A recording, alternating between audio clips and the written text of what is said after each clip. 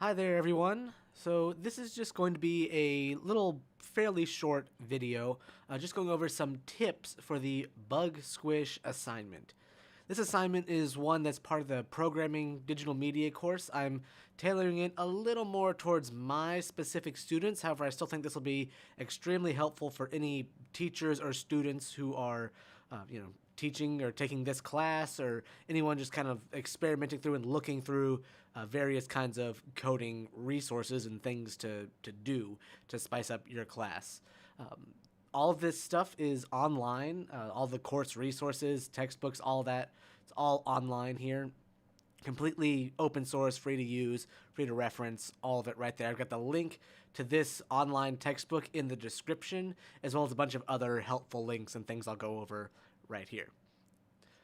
So this video that I'm right here is going to go over the kind of what's presented as the final project of the graphics unit of this course. We go over just some basic how code works, using that for some various graphical projects, and then we move on to some different stuff with sound and circuit building and things like that.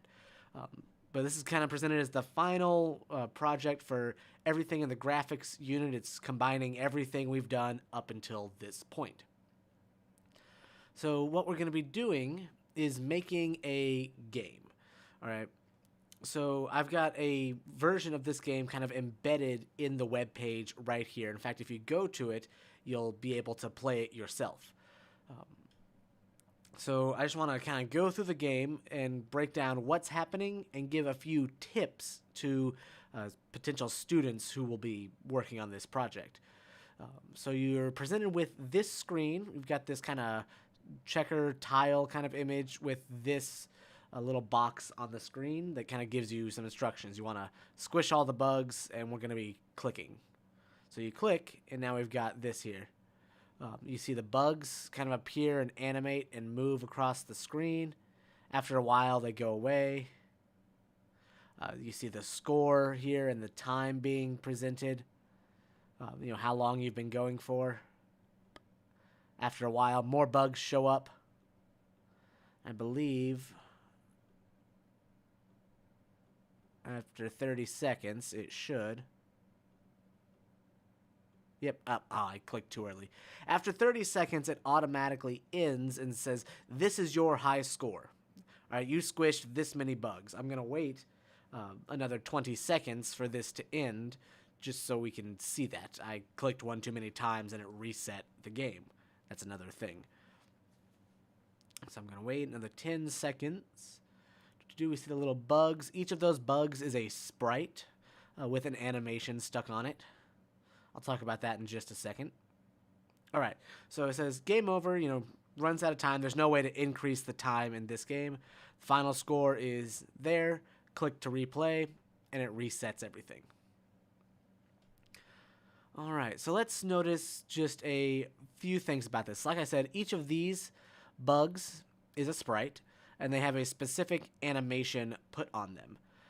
These images you can use for the both the background and the animation are available under the Resources tab over here on the left, and I've got a link to that in the video description, but there's all of these right here, and I've got them backed up on another place. I have made a whole other video about ways you can link to online hosted images, and I've got them all in a spot online, so you could, they're all right here.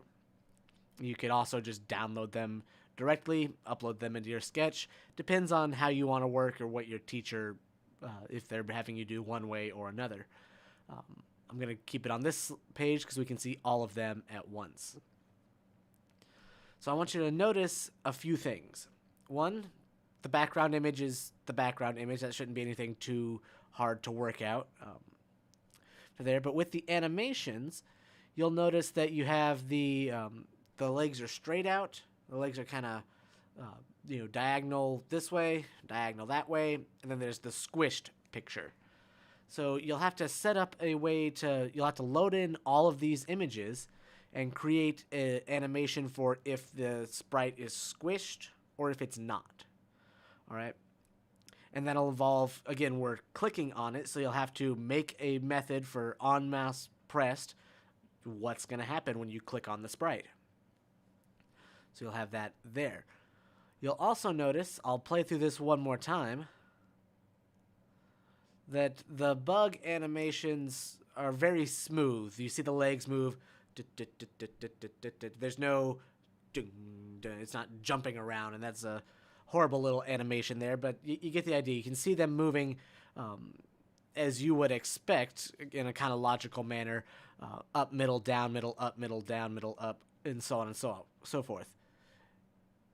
You'll have to play around a little bit with how you arrange the images in your animation. That's the only hint I'm going to give. It's no fun if I just tell you what to do. But this, like I said, you play around with those images. Let's see what else. So we're making a large amount of sprites all at once. I think by default it's like 20 in this version. So I recommend, I'm just going to say, use a for loop for making those sprites. And that's going to be a large chunk of your code for setting all of the properties for the sprites that you want to have happen. All right. Notice they're moving in a straight line. They move either up, down, left, or right. And they're kind of randomly placed off there. But they start, just kind of randomly placed. But then they move off the screen and jump back. So you'll have to be monitoring their position. This will be using some conditionals as well as the for loop, as well as methods and objects and classes. Again, this is using everything we've used so far, variables as well. Let's see. Again, they whenever we click on one, it stops moving. The animation changes to the squished, and then it disappears. So you'll have to work out a few, what goes into all of that. And then last but not least, when the bugs are all squished, more appear. All right. The way I said, I put this in the text right here. The way I recommend doing this is putting everything that goes into making the bugs into a separate custom function. And then whenever you need to make more, you can just call that function. That's kind of the easiest way to go about doing that, in my opinion. So I would highly, highly recommend. In fact, I've even put that in the text, so anyone looking at this without even watching the video can check that out. Like I said, you'll need a little bit of everything, creating groups of sprites, variables, arrays, for loops, all this stuff in order to pull this off. So yeah, that's kind of my main tips. If I had to pick up some other ones, just remembering what sides of the canvas are 0, which ones are height and width, because again, you'll be monitoring the position of the sprites and resetting them, because you notice that they moved all the way to one side, they were teleported back to the other. That'll be important. Let's see, remembering what directions are up, down, left, and right. Again, I've got that in some lessons up here. That's also on the P5 play pages, things like that. Just remembering that, so that way you don't get sprites moving in weird directions. They're all the bugs are facing the direction they're going. Again, you'll have to rotate or mirror or things like that. Just getting it all to line up and the moving look natural. Last but not least, you've got the timer parts of this and the game states.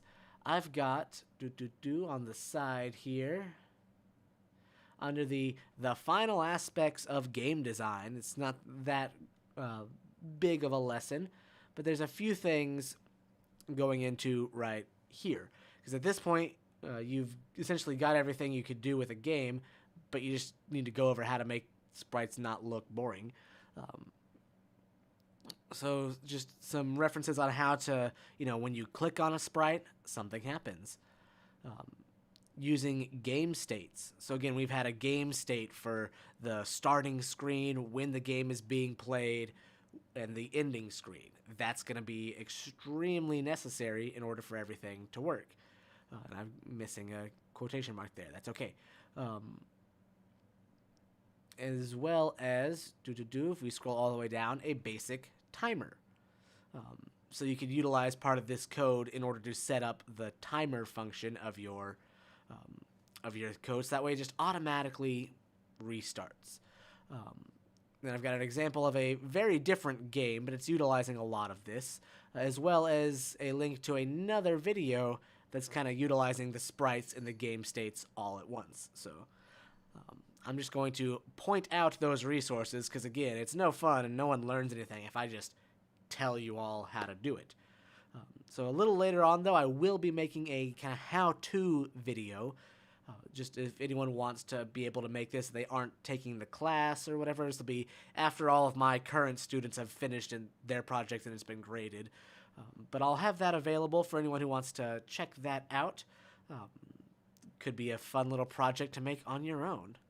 Alright, that's it for this one. Like I said, a fairly short video, just pointing out a few important aspects of the game, wanting to direct everyone's attention to specific sections in the online book. But again, if anyone ever has any questions, always feel free to reach out. I love seeing questions as well as things people make using these lessons in this book in the comments below. So feel free to comment. If you learned something, feel free to like and subscribe and do all the basic YouTube stuff. And that's it for this one.